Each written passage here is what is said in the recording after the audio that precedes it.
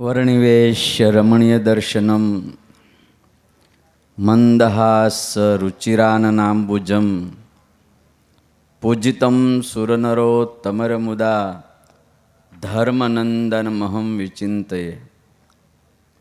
સર્વાવતારી આપણા સૌ કોઈના આરાધ્ય ઇષ્ટદેવ ભગવાન સ્વામિનારાયણ, ભગવાન શ્રીહરિનું જ પ્રગટને પ્રત્યક્ષ સ્વરૂપ ગઢપુરપતિ ગોપીનાથજી મહારાજ આ સમગ્ર મહોત્સવમાં વક્તા પદે બિરાજી આપણને સૌ કોઈને હરિરસમાં તરબોળ કરશે એવા અમારા સૌ કોઈના અતિ વાલસોયા વક્તા શ્રી પૂજ્ય નિત્ય સ્વરૂપદાસજી સ્વામી, જેમણે આપણને આવા એક રત્નનું ઘડતર કરીને દાન આપ્યું છે સંપ્રદાયને, એવા સ્વામીશ્રીના પૂજ્યપાદ ગુરુ અમારા અતિ આત્મીય પૂજ્યપાદ હરિવલ્લભદાસજી સ્વામી, સત્સંગ મહાસભાના પ્રમુખ પરમ પૂજ્ય સ્વામી શ્રી નવતમ પ્રકાશદાસજી સ્વામી, ગઢપુર ટેમ્પલ બોર્ડના ચેરમેન અમારા અતિ આત્મીય વાલસોયા ચેરમેન શ્રી હરિજનદાસજી સ્વામી, વરતાલ ટેમ્પલ બોર્ડના ચેરમેન શ્રી અમારા સૌ કોઈના વાલસોયા સ્વામી શ્રી દેવપ્રકાશદાસજી સ્વામી, સભામાં ઉપસ્થિત સર્વે સદગુરુઓ, ધામથી પધારેલા સંતો, યજમાનશ્રીઓ, આગેવાન મહેમાનો તેમજ સર્વેવાલા ભક્તોને ખૂબ જ ભાવથી મારા જય સ્વામિનારાયણ. ભગવાન શ્રીહરિ બાલપ્રભુ ઘનશ્યામ માં ભક્તિ દેવીને કહે છે, યત્પદે તીર્થ જાતમ તેષામ માતઃ પ્રસંગાત કિમિહ નનુ સતામ દુર્લભમ શાન મુમુક્ષુ. જ્યાં મારા સાધુઓ ચરણ મૂકે છે, યત્પદે તીર્થ જાતમ, મારા સાધુઓના જ્યાં પગ પડે છે ત્યાં તીર્થ થાય છે. આ મહુવાની ભૂમિ, અહીં પ્રગટ પરમાત્મા ભગવાન સ્વામિનારાયણ અને સમર્થ સદગુરુઓના ચરણારવિંદથી અંકિત ભૂમિ છે, એટલે આ પરમ તીર્થ થયું છે. આ તીર્થની અંદર પૂર્વવક્તાઓએ કીધું એમ બહુ જ મોટા સદગુરુઓએ આ તીર્થનું પોષણ કર્યું છે.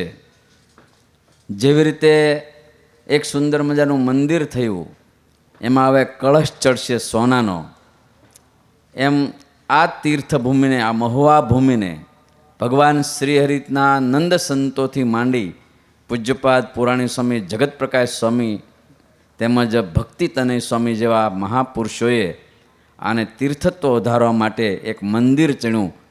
એની ઉપર જો કોઈ સુવર્ણનો કળશ ચડાવવા આવ્યું હોય તો અમારા વાલસોયા નિત્ય સ્વરૂપ સ્વામી આવ્યા છે.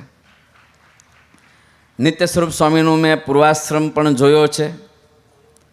એમની બાલ્યાવસ્થા, કિશોરાવસ્થા, યુવાન અવસ્થાના અમે સાક્ષી છીએ. આજે આ દૃશ્ય જ્યારે જોઈ રહ્યા છીએ ત્યારે આંખો ઠરે એવા કાર્યો નિત્ય સ્વરૂપ સ્વામીના હાથે થાય છે. નિત્ય સ્વરૂપ સ્વામીનો એક સહજ સ્વભાવ છે, દરેકના આશીર્વાદ લેવાનો, દરેકની પ્રસન્નતા મેળવવાનો, જેને કારણે આજે બહુ સરસ સંપ્રદાયના કાર્યો 100થી વધારે નૂતન હરિમંદિરો બનાવી યા તો જીર્ણોદ્ધાર કરીને રેકોર્ડ તોડ્યો હોય તો આપણા નિત્ય સ્વરૂપ સ્વામી છે.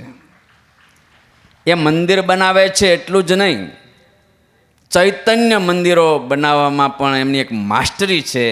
એમના હાથમાં જે કોઈ જીવ આવે છે એને એક ચૈતન્ય મંદિર જેવો કરી દે, સહજાનંદને રંગે રંગી દે છે, એને એકાંતિકપણું આપી દે છે. એ મહારાજે શક્તિ આપી છે નિત્ય સ્વરૂપ સ્વામીને. એ જ્યાં પગ મૂકે છે, જે જગ્યાએ પગ મૂકે છે, એમના મંડળના સંતો જે જગ્યાએ દેશ અને વિદેશના અમે સાક્ષી છીએ કે જ્યાં જાય ત્યાં સહજાનંદનો રંગ ચડાવી દે છે. મંદિર કરવા સહેલા છે. ધનાઢ્ય ભક્તો એમનો ધન વ્યય કરે છે, મંદિરો થાય છે, પણ જીવને મંદિર બનાવો, જીવમાં ભગવાન પધરાવવા એ અતિ અઘરું કામ છે. અને એ કામ આજે આખા સંપ્રદાયમાં નિત્ય સ્વરૂપ સ્વામી દ્વારા થઈ રહ્યું છે. એ બહુ મોટું સત્સંગને કામ કરે છે. ભગવાન જો કે નિત્ય સ્વરૂપ સ્વામી હરિવલ્લભ સ્વામીનો જેટલો અધિકાર છે એટલો જ મારો એમના પર અધિકાર છે. જેમ હરિવલ્લભ સ્વામીની સાનિધ્યમાં એ રહ્યા છે, એમ નાના હતા ત્યારે અમારા સાનિધ્યમાં પણ રહેલા છે. આજે મને આ મંડપમાં આ મંડપ જોઈને મને એ આનંદ થાય છે. એક દિવસ આમ કહું નથી, મારા વારસ છે. આ વ્યાસપીઠ મેં એમને આપી સૌ પ્રથમ. એક નાનકડા એવા ગામની અંદર ઉત્સવ હતો. પૂજ્યપાદ હરિવલ્લભ સ્વામી ત્યાંના આયોજક હતા અને વક્તા સ્થાને મારે ત્યાં જવાનું હતું. પછી મેં નિત્ય સ્વરૂપ સ્વામી ત્યારે નાના હતા, મેં કીધું તમે કથા કરો. અને સૌ પ્રથમ મારી વ્યાસપીઠ ઉપર મેં નિત્ય સ્વરૂપ સ્વામીને બેહાર્યા. એ વ્યાસપીઠ આટલી મોટી થશે એ મને તેથી ખાતરી નહોતી.